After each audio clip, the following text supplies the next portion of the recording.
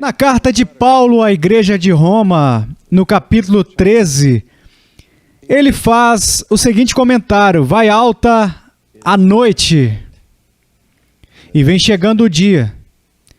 Deixemos, pois, as obras das trevas e revistamo-nos das armas da luz.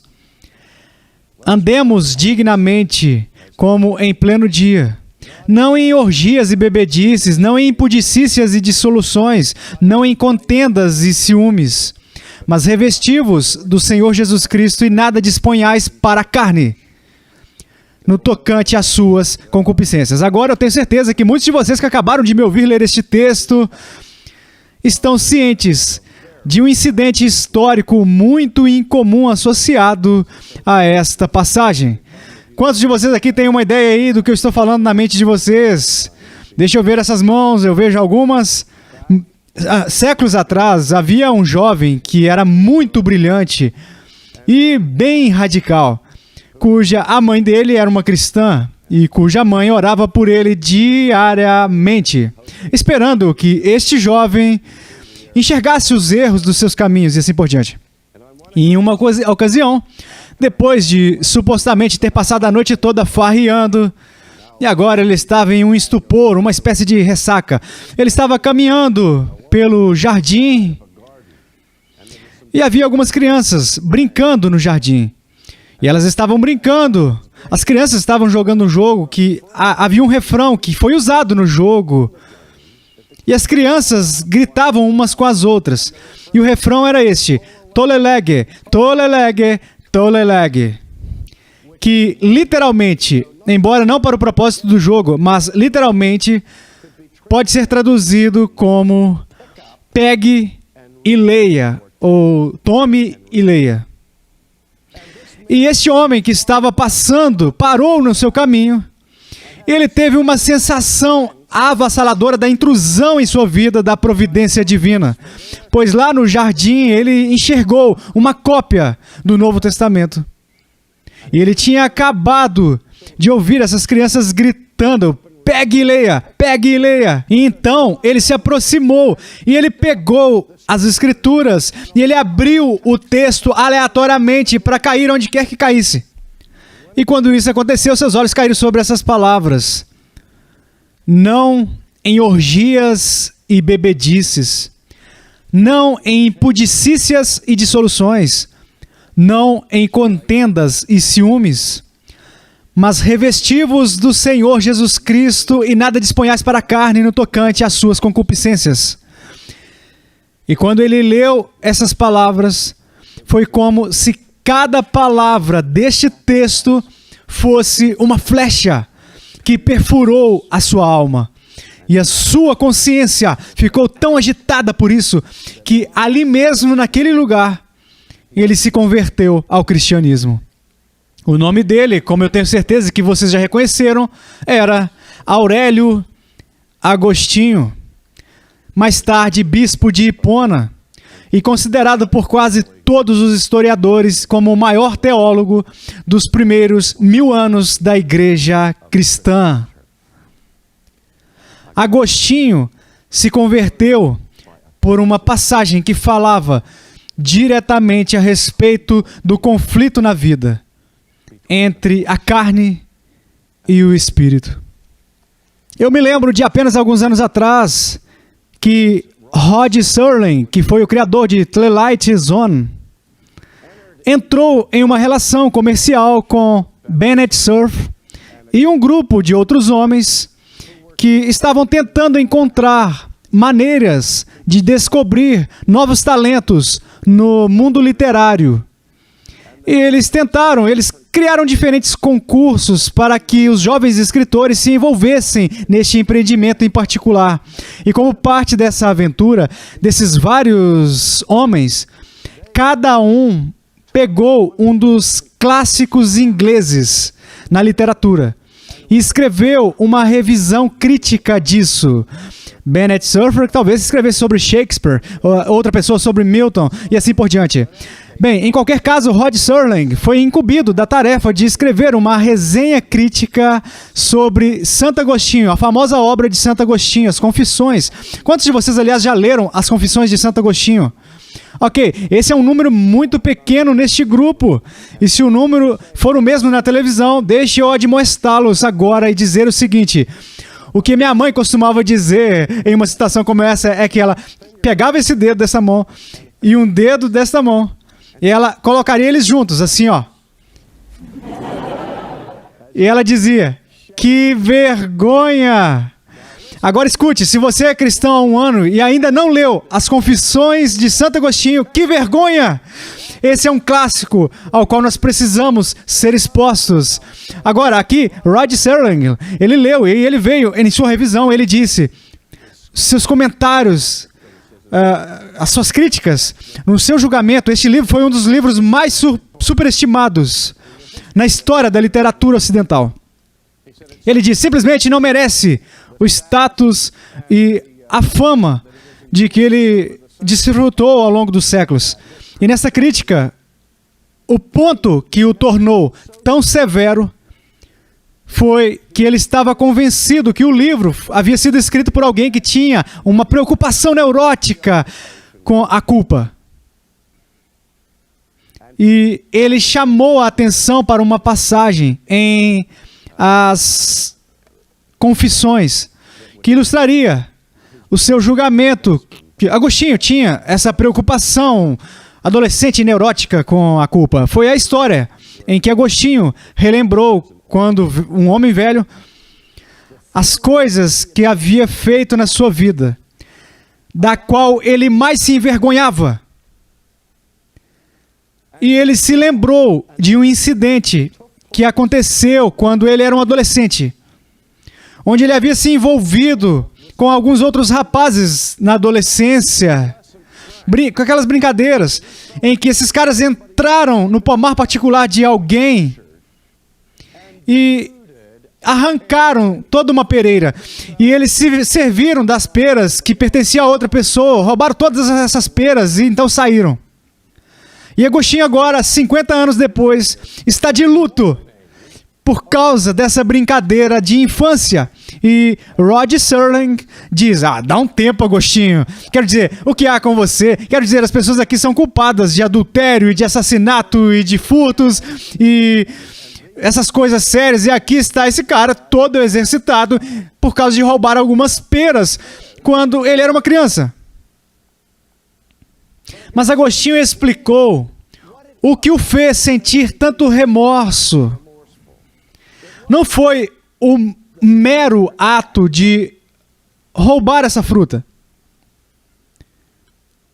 Mas ele disse, enquanto eu considero minha vida, e eu considero as coisas que fiz que foram más, eu posso enxergar que houve certos pecados em que caí, que, embora não fossem desculpáveis, eram certamente compreensíveis. Sim, Agostinho confessou todos os tipos de pecados sexuais quando ele era jovem, sendo filho ilegítimo e assim por diante, também tendo filhos assim. Ele tinha remorso por isso e ele disse, mas isso eu posso entender, há um forte impulso biológico para se envolver sexualmente. E essa tentação pode acontecer a uma pessoa quando ela está em um momento de fraqueza. E qualquer um pode sucumbir a isso. E ele disse, isso eu posso entender. Não é desculpa, mas eu posso entender. Ele disse, eu posso entender um homem que estava morrendo de fome roubando um pão. Eu não acho que um homem que está morrendo de fome tem o direito de roubar um pão. Agostinho disse, mas eu posso entender a força da tentação de fazer isso. Ele disse, mas eu roubei peras no momento que eu não gostava de peras. Ou seja, não há nada que pudesse estimular as minhas paixões para roubar aquelas peras, exceto uma coisa. E essa era a pura alegria em fazer algo que eu sabia que era errado. O que Agostinho estava lamentando era o exercício da sua natureza caída, da sua carne, para a pura alegria de fazer isso.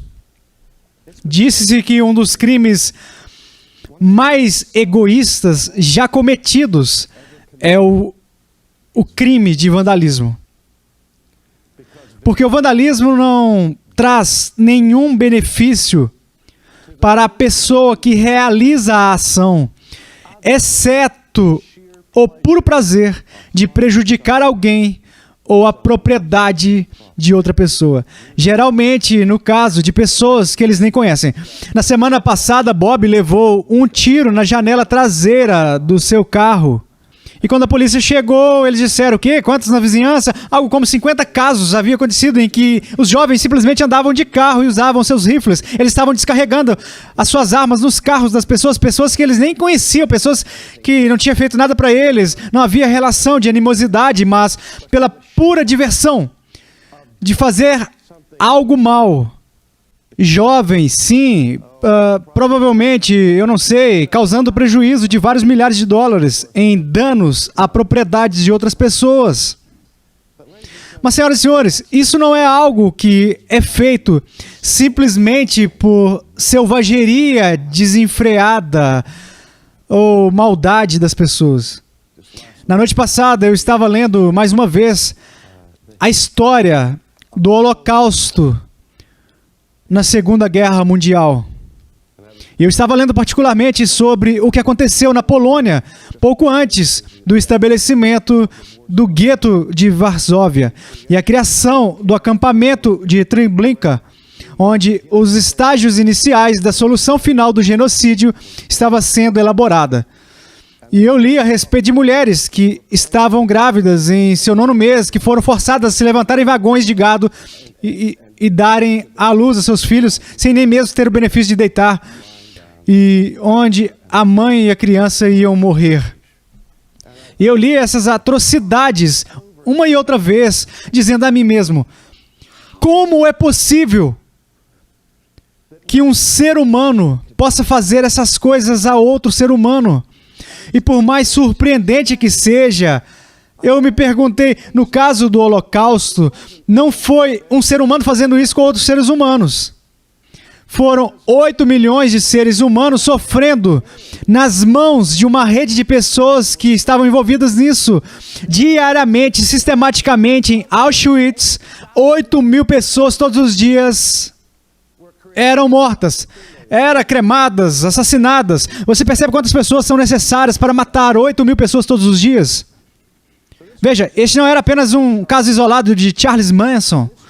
Isso foi algo que revelou o lado sombrio do coração humano. O que Joseph Conrad chamado de coração das trevas. Paulo fala de um estado de humanidade que ele chama de a carne. E nós já notamos que Lutero disse que os três, a grande tríade de inimigos para o crescimento cristão, contém o mundo, a carne e o diabo. Agora, quando estamos falando sobre a carne, eu quero que entendamos, sem entrarem nos aspectos técnicos disso, que quando a Bíblia fala sobre a luta pela qual nós passamos com a carne, não é simplesmente falando sobre o corpo. Que a luta entre a carne e o espírito não pode ser equiparado a uma luta entre o corpo e a alma, ou o corpo e a mente.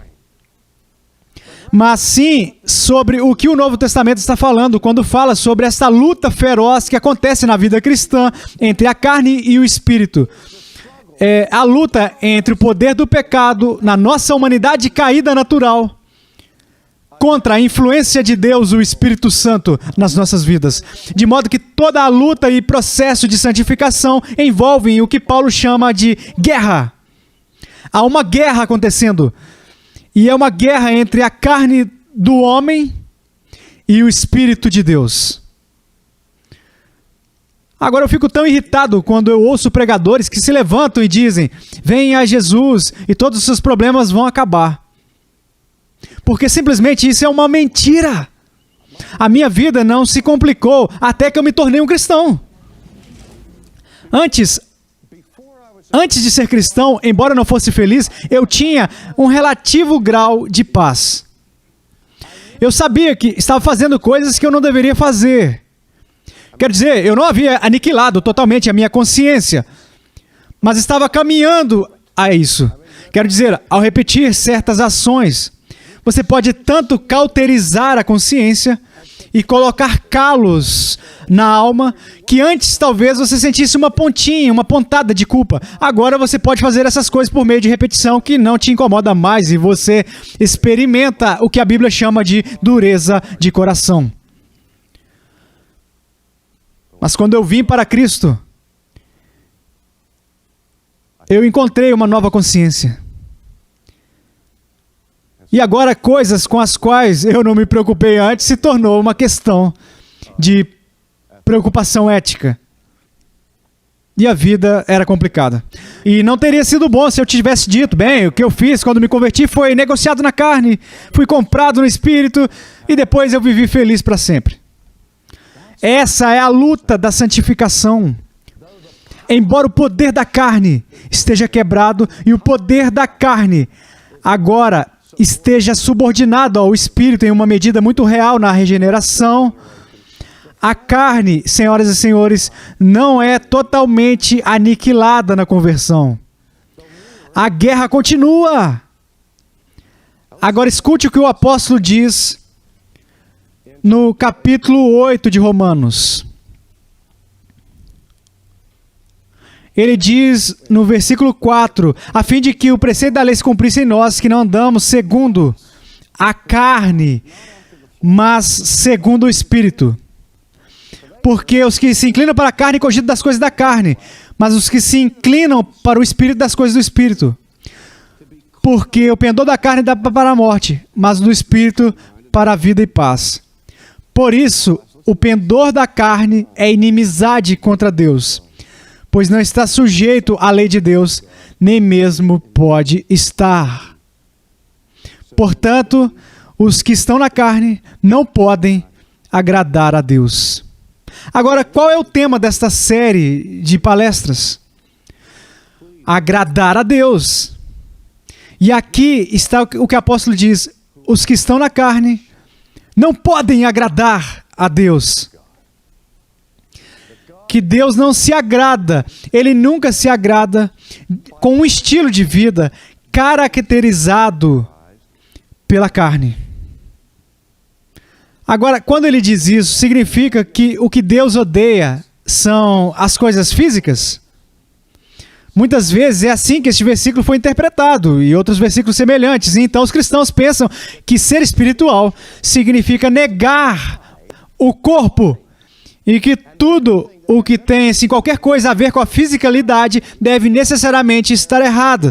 É por isso que nós temos visto incidências surgindo na história da igreja, onde os cristãos têm se envolvido em todos os tipos de maneiras rigorosas de ascetismo, formas de abnegação e autoflagelação, onde ele vai e se esconde numa cela como uma eremita e se bate assim e não come, e você fica magro como um trilho e você faz todos os tipos de votos de celibato e assim, porque o sexo é errado, não apenas fora do casamento, mas dentro do casamento, a comida está errado, tudo o que traz prazer físico é considerado errado. Senhoras e senhores, isso foi inventado pelo maniqueísmo, não pelo cristianismo.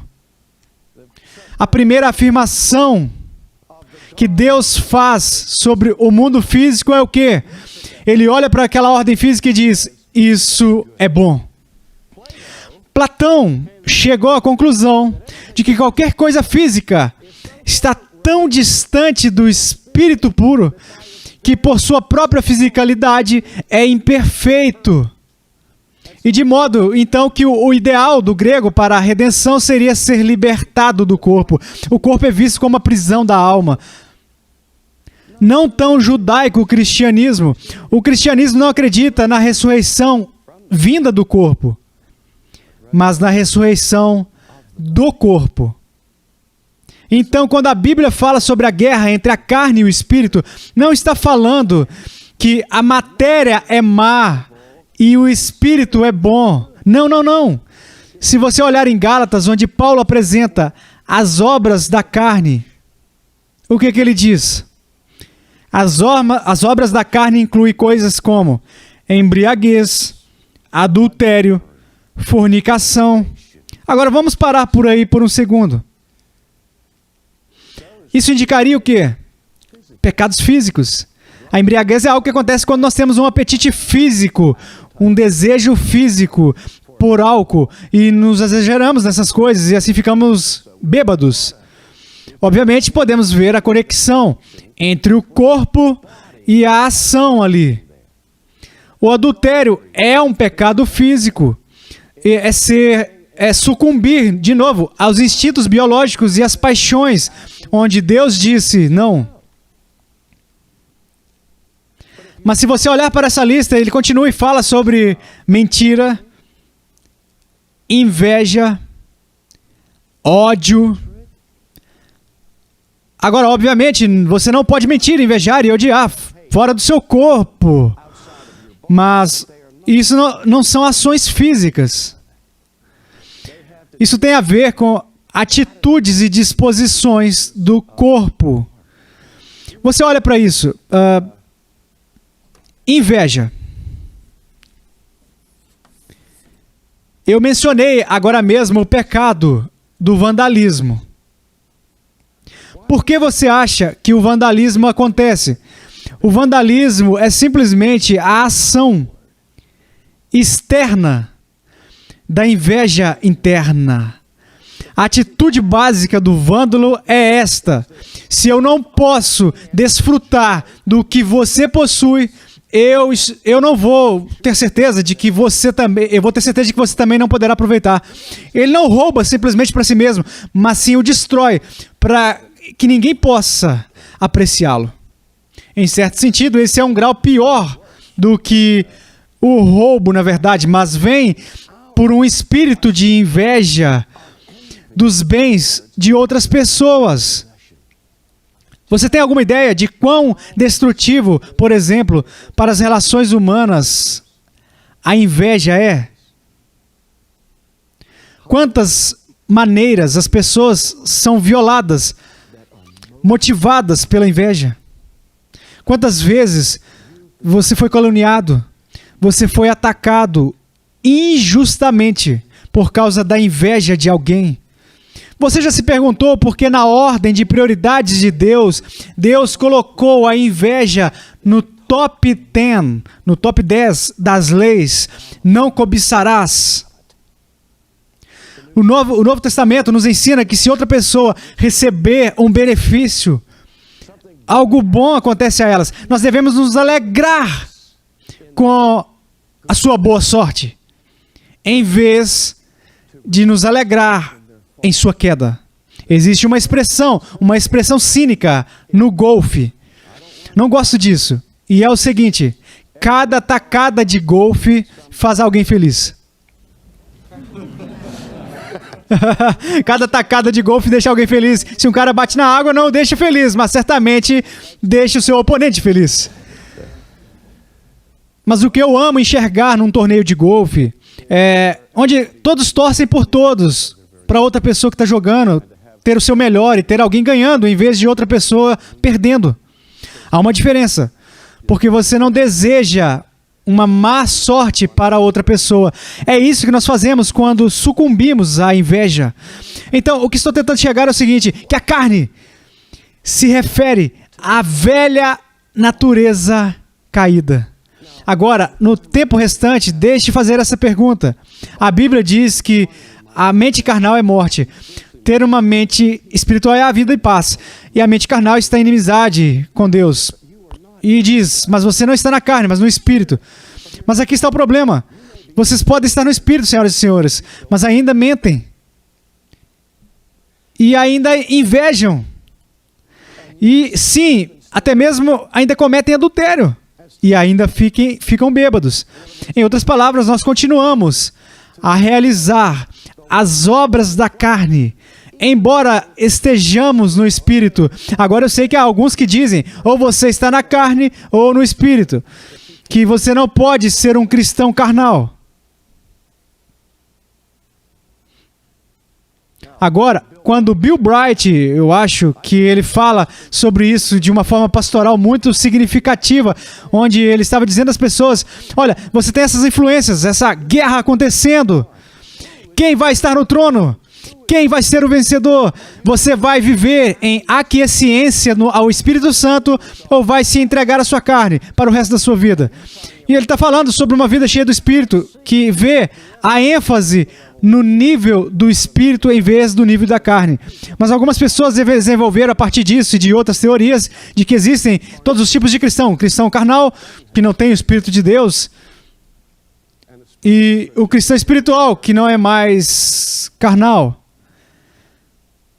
Senhoras e senhores, quem não tem o Espírito de Cristo não é um cristão carnal. Ele é um não cristão carnal. Ok? Nesse sentido, cristão carnal é uma contradição de termos.